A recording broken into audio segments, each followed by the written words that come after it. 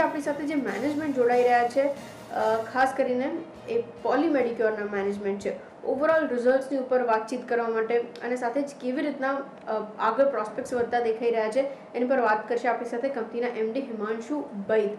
Sir, बहुत बहुत शुक्रिया मेरे साथ जुड़ने के लिए। सबसे पहले शुरुआत एक्चुअली मैं ये क्वार्टर कैसा था उसी से करना चाह रही थी, क्योंकि मुझे याद है जब इन डेप्थ हम लोग डिस्कशन कर रहे थे, आप बता रहे थे कि तकरीबन जो कोरोना के रिलेटेड प्रोडक्ट्स है उसकी जो डिमांड बढ़ रही थी वो almost 2 to 3 times, 4 times, 5 times थी।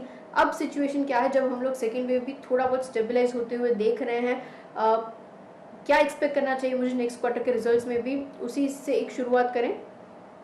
तो अभी जो कोरोना की वेव्स की जो डिमांड, प्रोडक्ट्स की डिमांड है, क्योंकि वेव अब थोड़ा सा नॉर्थ इंडिया में तो स्लो डाउन हुआ है, पर अभी जो रेस्पिरेटरी केयर प्रोडक्ट्स की जो डिमांड है वो काफ़ी है। अभी भी टेस्टिंग किट्स की भी काफ़ी डिमांड है, तो ये कंटिन्यू रहेगी मेरे हिसाब से। पर देखिए, कुछ प्रोडक्ट्स की डिमांड कम भी है क्योंकि अभी हॉस्पिटल्स में सर्जरीज नहीं हो रही हैं, तो ये बैलेंस आउट हो जाता है। कुछ प्रोडक्ट्स की डिमांड ऊपर जाती है, कुछ नीचे जाती है, तो ये बैलेंस आउट हो जाता है। तो ऐसा नहीं बोलूंगा कोई बहुत एक्सेप्शनल है कुछ, बट ये बैलेंस आउट हुआ है सारा अभी।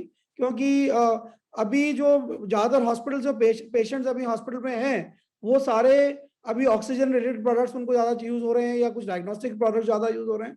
और जब ये डिमांड थोड़ी सी ये वेव नीचे जाएगी, तो जो आईवी प्रोडक्ट्स हैं और जो सर्जिकल प्रोडक्ट्स हैं उनकी डिमांड वापस बढ़नी चाहिए, क्योंकि सर्जरीज वापस चालू हो जाएंगी। ओके, और उसके अलावा बाकी जो चीज़ें हम लोग देख रहे हैं वहाँ पे सिचुएशन क्या है, उसके रिगार्डिंग कुछ मुझे आप डिटेल्स दे पाए तो? क्या वो नॉर्मलाइज हो चुके हैं बाकी ऑपरेशंस? नहीं, अभी नॉर्मलाइज नहीं हुए हैं। अभी केवल जो बहुत जरूरी है, जिन पेशेंट्स को जरूरत है, वही हॉस्पिटल जा पा रहे हैं। जैसे कार्डियक रिलेटेड इश्यूज हैं, या डायलिसिस किडनी रिलेटेड इश्यूज हैं, लिवर रिलेटेड इश्यूज हैं, या आज जो कोई नी ट्रांसप्लांट होना है या कोई हिप रिप्लेसमेंट सर्जरी होनी है, तो वो अभी बिल्कुल नहीं हो रही है, ना के बराबर हो रही है। और ये जब भी बढ़ेंगी जब कोरोना पेशेंट वेव थोड़ी कम होगी और जब पेशेंट्स का कॉन्फिडेंस बढ़ेगा वापस हॉस्पिटल जाने का। तो वो मेरे को ऐसा लगता है ये 1-2 महीने और लगेंगे इसको नॉर्मलाइज होने में अभी। ओके, 1 to 2 मंथ्स और लगेंगे नॉर्मलाइज होते हुए। अच्छा, मार्जिन्स के फ्रंट पे मैं क्या एक्सपेक्ट करूँ, क्योंकि जो इम्प्रूवमेंट हम लोग नोटिस कर रहे हैं उसके बाद क्या सिमिलर काइंड ऑफ लेवल्स पे नेक्स्ट ईयर के लिए भी सस्टेन हो पाएंगे? क्योंकि ये साल तो हम लोग ईयर भी क्लोज डाउन कर रहे हैं। FY22 के लिए मैं क्या एक्सपेक्ट करूँ सर? तो FY22 के लिए हमने ऑलरेडी गाइडेंस दिया है 17 to 18% का रेवेन्यू ग्रोथ का। और जो कि मार्जिन है, हम हमारा टारगेट यही है कि 25 से करीब 27% तक हम मार्जिन को मेंटेन कर सकें। जो करंट मार्जिन है वही हम मेंटेन करेंगे, यही हमारा प्लान है। ओके, करंट लेवल्स मेंटेन हुए। अच्छा सर, एक्सपोर्ट मार्केट्स किस तरीके से वर्कआउट हो रहे थे? क्योंकि लास्ट टाइम मुझे याद है जब हम लोग बातचीत कर रहे थे तो आपने बताया था अभी के लिए आप डोमेस्टिक मार्केट्स पे ज़्यादा फोकस करने की कोशिश कर रहे हैं। अब सिचुएशन क्या है? देखिए, एक्सपोर्ट्स अब धीरे धीरे वापस चालू हो रहे हैं। यूरोप क्योंकि खुल गया है, हमारा करीब 70% बिजनेस एक्सपोर्ट्स का है हमारा। और उस 70% में से करीब 45% हमारा प्रोडक्ट्स यूरोप में जाते हैं। तो यूरोप अब धीरे धीरे खुल रहा है, वहाँ लॉकडाउन रिस्ट्रिक्शंस भी कम हुए हैं और शायद इलेक्टिव सर्जरीज भी धीरे धीरे वापस चालू होंगी। तो हमें उम्मीद है कि यूरोप से हमारे को डिमांड वापस से आना चालू हो जाएगी। और फिलहाल थोड़ा सा स्लो डाउन था, पर अब थोड़ा मुझे लगता है कि जून जुलाई अगस्त में ये थोड़ा वापस पिकअप करना चालू कर जाएगा।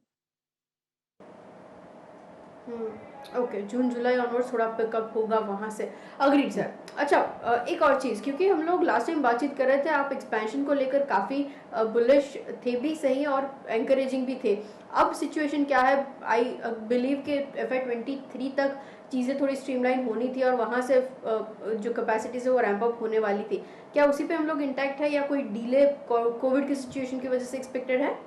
नहीं, कोई डिले नहीं है मैडम। और वी आर फुली कमिटेड। जो हमें एक्सपेंशन के लिए हमने फंड भी रेज किया था QIP के थ्रू पिछले 2-3 महीने पहले, और वो हम सारे फंड डिप्लॉय कर रहे हैं नए केपेक्स के अंदर।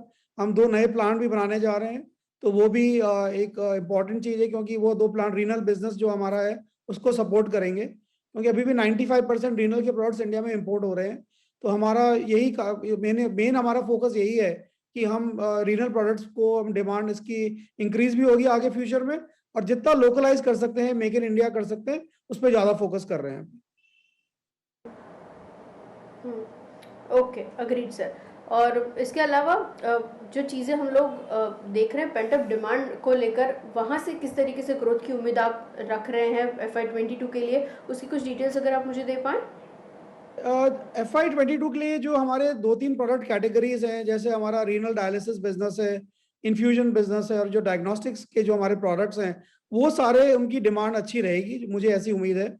और ये प्रोडक्ट्स की हम ऑलरेडी कैपेसिटी भी इंक्रीज कर रहे हैं, और आगे हमें ग्रोथ भी नजर आ रही है इन प्रोडक्ट्स के अंदर। अब इंडिया में डायलिसिस पेशेंट्स भी बढ़ रहे हैं, सरकार ने इसको आयुष्मान भारत के अंदर में इसको कवर कर रखा है, और इसमें रियम्बर्समेंट भी है आज हॉस्पिटल्स को, जो पुअर पेशेंट डायलिसिस कराते हैं। तो इसमें भी ग्रोथ आ रही है, और काफी जगह ऑल ओवर इंडिया सारे डिस्ट्रिक्ट्स में डायलिसिस सेंटर खुल गए या खुलने वाले हैं। तो ये भारत सरकार की काफी बड़ी ये इनकी पहल थी कि सब जगह डायलिसिस सेंटर हो इंडिया में, और उसी वजह से अब डायलिसिस प्रोडक्ट्स की डिमांड बढ़ रही है, और इन्फ्यूजन वैस्कुलर प्रोडक्ट्स की डिमांड बढ़ेगी, क्योंकि जैसे जैसे हॉस्पिटल्स में पेशेंट्स वापस आएंगे और हॉस्पिटल्स की कैपेसिटी वापस फुली यूटिलाइज होगी, तो इन प्रोडक्ट्स की भी काफी डिमांड बढ़ेगी।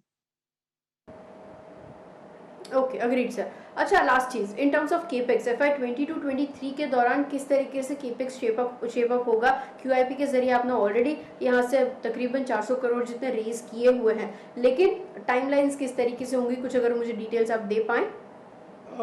हमने ऑलरेडी, जो मैंने लास्ट टाइम भी आपको बताया था कि अब अगले साल के मिडिल तक हमारा एक नया प्लांट चालू हो जाएगा फरीदाबाद में, और हम जो हमारा जयपुर में SEZ प्लांट है, उसमें भी एक फर्दर एक्सपेंशन एक और हम प्लान कर रहे हैं, क्योंकि हमें उम्मीद है कि एक्सपोर्ट मार्केट से भी हमें डिमांड्स आएंगी कुछ नए प्रोडक्ट्स की, और कुछ नए प्रोडक्ट्स पे भी हम डेवलपमेंट पे काम कर रहे हैं अभी। तो ऑलरेडी जो केपेक्स प्लान हमने प्लान किया हुआ है इस साल के अंदर और अगले साल मिला के करीब 250 से 300 करोड़ का केपेक्स हमने प्लान किया हुआ है FY21-22 और 22-23 के बीच में।